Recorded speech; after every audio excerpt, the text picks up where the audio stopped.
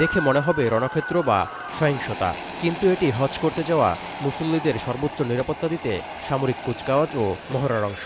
বৃহস্পতিবার সৌদি আরবের মক্কার প্যারেড গ্রাউন্ডে নিরাপত্তায় নিয়োজিত সদস্যরা ঝালাই করে নেন নিজেদের দক্ষতা ও কৌশল। হজ ও কোরবানির আগে শেষ জুমার বিশেষ দিনে আল্লাহর কাছে হজ কবুল ও গুনামাফের জন্য প্রার্থনা করেন হজ পালনকারীরা। আর মূল হজের আগে কাবা শরীফ তাওয়াফ সহ উমরা হজও পালন করছেন সবাই। ويعني الحجاج ما عاد فيها الحجاج الا حجاج كلهم الطالبين الحج والرضا من الله. هو فرض من استطاع اليه سبيله ولكن كلنا بنحب نعمله والحمد لله ربنا يسرها لنا وحجينا السنه. হজের আনুষ্ঠানিকতা শুরুর আগে কাবা শরীফ থেকে প্রায় ৬ কিলোমিটার উত্তর পূর্বে থাকা জাবালে নূর পর্বতের চূড়ায় আরোহণ করেছেন হাজিরা।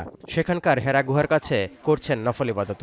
এই গুহায় বসেই কোরআনের প্রথম বাণী লাভ করেছিলেন মহানবী হযরত মুহাম্মদ সাল্লাল্লাহু আলাইহি ওয়াসাল্লাম, যার কারণে জাবালে নূর পাহাড় বা হেরা গুহাকে দোয়া কবুলের গুরুত্বপূর্ণ স্থান হিসেবেও মনে করা হয়। Got the chance to visit the Mount of Noor and the cave of Hira, where our beloved Habib sallallahu alaihi wasallam received the first revelation of Quran through Allah subhanahu wa ta'ala via Jibreel alayhi salam.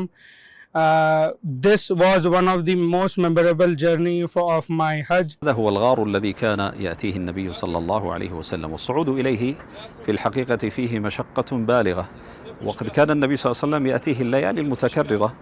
এখনো বিশ্বের বিভিন্ন দেশ থেকে Saudi আরবে যাচ্ছেন হজ যাত্রীরা। চলতি বছর হজ করার জন্য ২০ থেকে ৩০ লাখ মুসল্লির সমাগম হবে বলে আশা করা হচ্ছে। জিলহজ মাসের ৯ তারিখে পবিত্র হজে আরাফাতের ময়দানে সমবেত হবেন লাখ লাখ মুসল্লি। সেদিন হজের খুতবা বাংলাসহ ৩৫টি ভাষায় অনুবাদ করা হবে, যা ডিজিটাল প্ল্যাটফর্ম ও অনুমোদিত চ্যানেলগুলোর মাধ্যমে সম্প্রচার করবে সৌদি আরব। তৌহিদুর রহমান, এখন বিশ্ব।